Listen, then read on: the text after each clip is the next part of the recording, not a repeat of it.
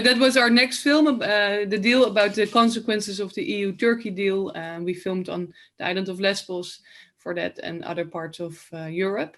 So yeah, that were our previous two projects. And while working on the deal, we actually encountered a young boy on Lesbos that we talked to, and we were quite shocked that he was so, alone. He didn't have any access to information. He didn't go to school, so all of his rights that should be protected in Europe weren't protected but violated, and that became the starting point of our research for Shadow Game. Looking at what other unaccompanied minors were going through in Europe. How did you find these kids, each kid in a different part of Europe? Yeah, so we actually just went to the places where we knew they would be stuck. So the borders in Europe were becoming protected more and more. So we knew people would be stuck at the borders. So we went to Ventimiglia in Italy, which is at the border with France. We went to Bosnia-Herzegovina, the border with Croatia, to Slovenia, the border with Hungary. And we just went to the places that were very desolated places, like squats or even under bridges or in makeshift camps or in the jungle in tents. And we hang around, actually, just Eefje and me, and mostly Suhoor Al-Kaisi, who is the researcher for the film, and she was a great source, as well as she was a refugee herself from Iraq once, and she speaks Arabic, of course, so that was easy to connect with the Arabic kids. And we hang around and we played, and we mostly asked them, how are you doing? What are you doing here? What is your journey like? Please show us how does it work with the smugglers? How do you survive here? Because we have never been here, and show us the other side of Europe, the other side of the fence that we don't come.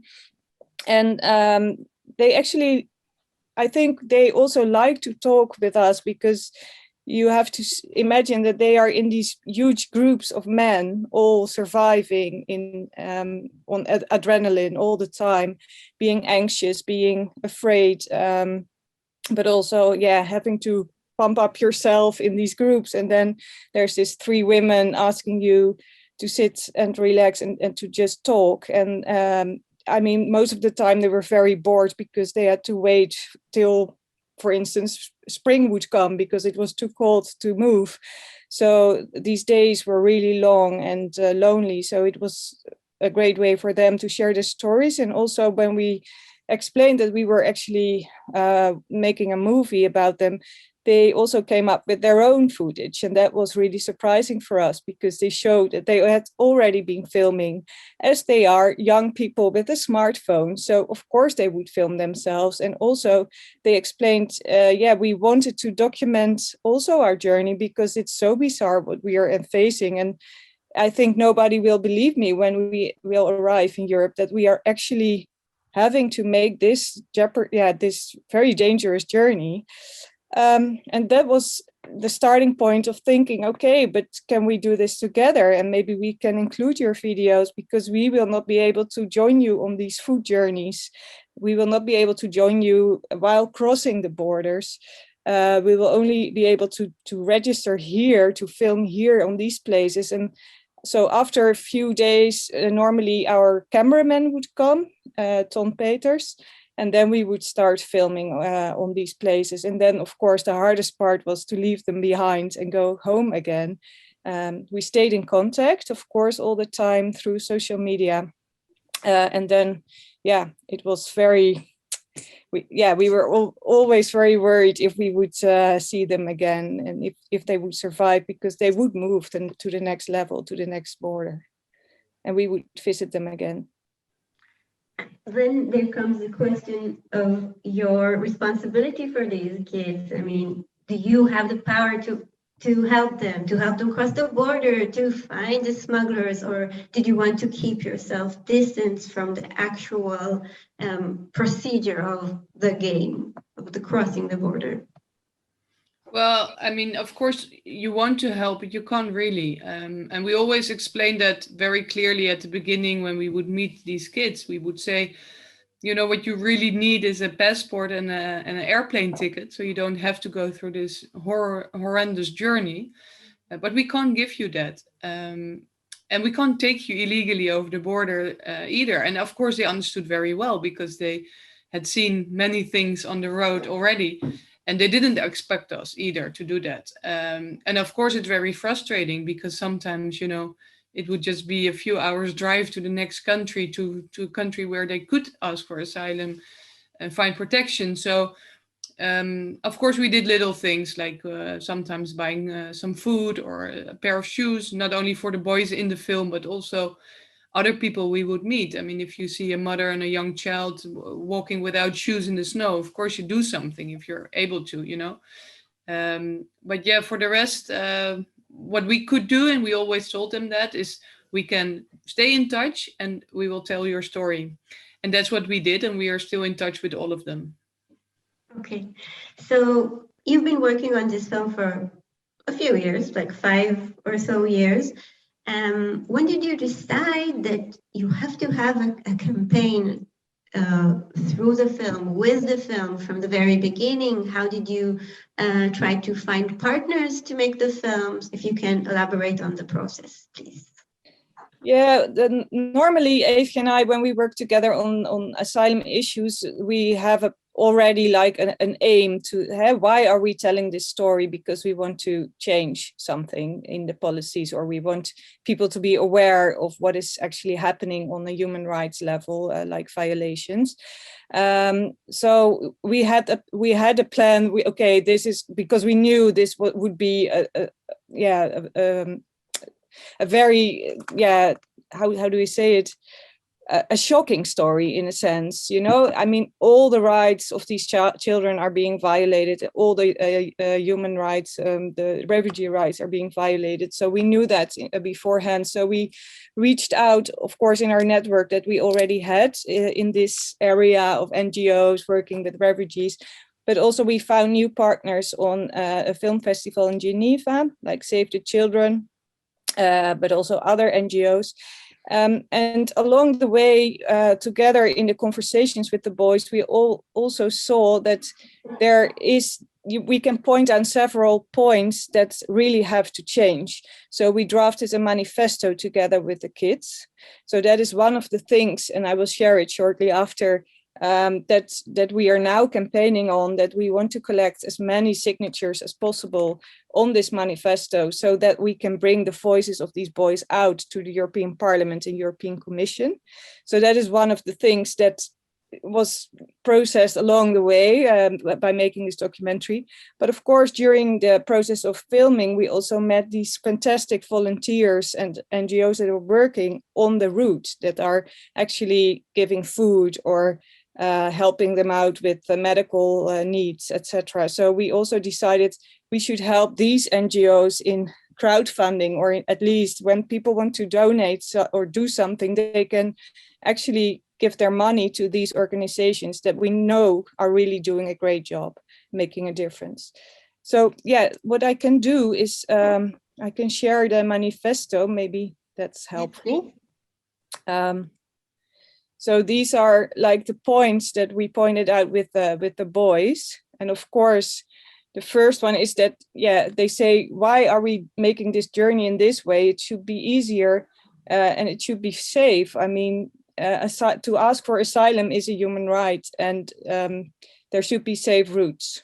And of course, one of the other things is that why do they have to make this dangerous journey through Greece or Italy, after Greece or Italy, while they're already like in the EU countries that we can, I mean, if we as Western European countries should be able to take them over directly from these border countries, you know, it should not be Italy or Greece having to deal with all the refugees. So that's also a point. And of course, that's very obvious. There should be no violence against people at the borders in Europe, at least. That's obvious. And then, of course, when they arrive, the asylum procedure should take children into account. There should be more attention to their trauma and also for faster family reunification, because most of the children, they have to wait for years before their family can come over, if they can come over. That's also a point that is really hard. So yeah, if you want to support this manifesto, you can go to our website, to shadowgame.eu, and everything is on there actually. So all the Can other you show us your website, because it's like a really good example of how you can carry through the messages of your film, right? Yeah, exactly. Yeah. So these are the three things you can do. You can give your voice by signing the manifesto. You can give your money to these organizations, but also to the Shadow Game Fund, because we have a fund for the boys of the film. So we are actually supporting them now in building up their lives in Europe, because all of them, almost all of them, they made it to a new society. So they need a lot of help and money to build up their education, their skills, for legal help, etc. But of course, you can also become a volunteer yourself, do something in your own community and look around if there's any refugees or refugee children that you can help with language, for instance. So yeah, that's all on our website. But there's more on our website. Maybe Eefje can point that out. Yes, of course. Of course, we'll share the website with you. And also, there's an actual game you're developing, right? Yes, that's still in development. So indeed, we're cooperating with 2 game development companies in the Netherlands and also in Belgium. And the idea is that it's really like an adventure game that kids can play, or teenagers or grown-ups, for whoever. Because we feel, of course, documentary is a beautiful form to tell a story, but not everybody likes documentaries or gets a chance to see that. So we really want to use this adventure game to tell the story in a different way to a mostly younger audience. And by playing it, they can somehow understand what these kids are going through. And slowly but surely, it reveals that this is reality and this is really what is going on in Europe. So, but it's still in development phase. We still need funding. So if anybody has a good game fund idea in Israel, I'm happy to hear. But yeah, I think it will be a beautiful game as well. And the main character is based on Mohammed, who you just seen in the film, the 14-year-old boy. And he already played the demo and he really loved it. And he's saying, like, I think all my friends and everybody should play it, because it was my reality that I had to go through. So yeah. You're still in touch with the kids, right? They're not kids anymore. They're kind of like 18 around and can you tell us about what they're doing now? Where are they now? Yeah, well, yeah. So also on our website, we made some short follow-up documentaries. You can find them there from Mohammed, indeed, the same boy as Eefje just pointed out, but also from, there's the website, but also from Jano and Shiru, the 2 brothers from Kurdistan, Syria. We also followed for a short follow-up documentary. And also Durab, the Pakistani boy, he is in Slovenia right now, and he actually, he arrived in a new shadow world of surviving in a human smuggling sort of thing, because he has to survive, because asylum for a Pakistani is not so easy in Europe. And we were able to follow that as well, so that was interesting. So yeah, here you can click on the short documentaries, and they are around 30 minutes. And then we're still working on a mid-length documentary about Eski, the Afghani boy, the vlogger, because we have so much material of him. You have like hundreds of vlogs and messages, and it's a ways to make a very short documentary out of it. So we want to make a longer one. So we will visit him again on Thursday this week in Belgium, where he is right now, to film again with him. And so that is on the website. And then the game that is there. Yeah, just while I'm at it, I'm just going to show you a bit. Yeah.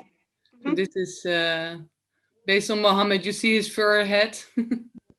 Yeah. And so Mohammed is now in the Netherlands.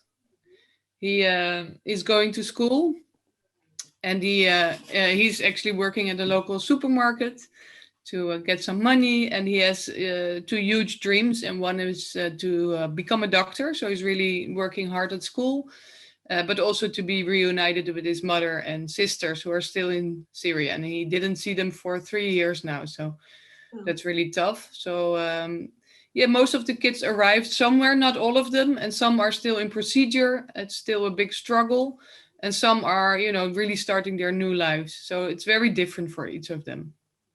And you also told us about change in the municipality level when you go and screen the film and you talk to specific decision makers that can help the kids in specific cities, right? Along with the photo you give them. Can you elaborate on that? Yeah, maybe it's nice to show also the exhibition with that. So what we do is every screening we have, or every exhibition we have, because we also have an exhibition with the project, we ask also the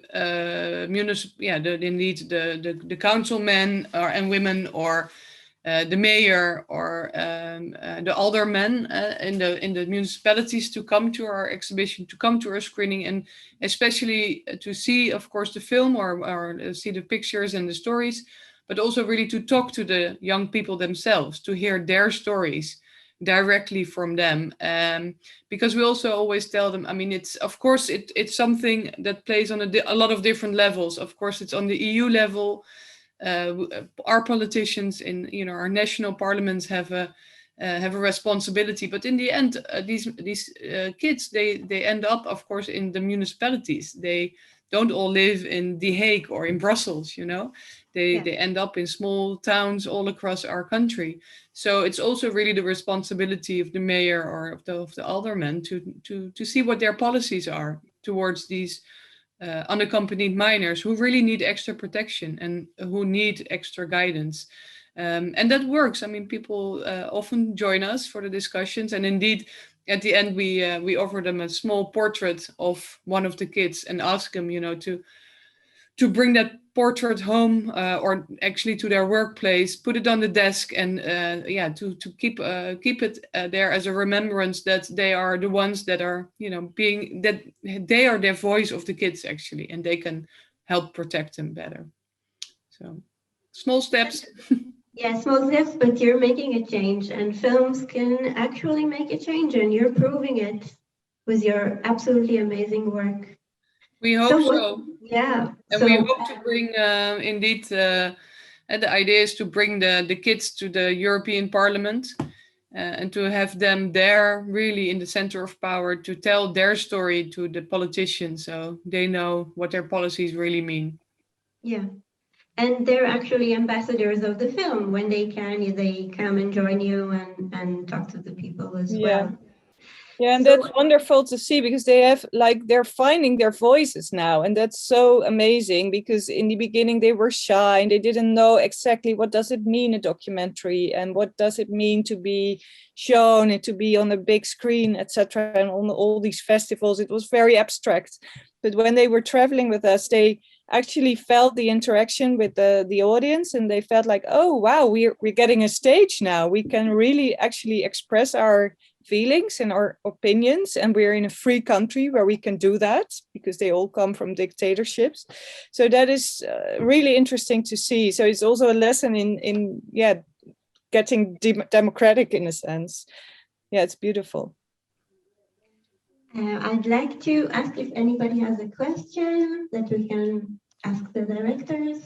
I'll try to translate. The gentleman asked if it had effect in a sense of like further from the film. The film had a life of its own, and then the campaign as a film, and the campaign had a different effect. Is it two separate things, or one thing led to the other, or now is maybe the issue is itself an issue that is about the film, with the film? Yeah. Well, I think it's both. Like, I mean, in itself already, I think a film can have an effect on people directly we hope really to change at least a bit of the perspective, or offer a different perspective on this issue by making this film, really from the perspective of these kids, showing what are the extreme consequences of our current European asylum system.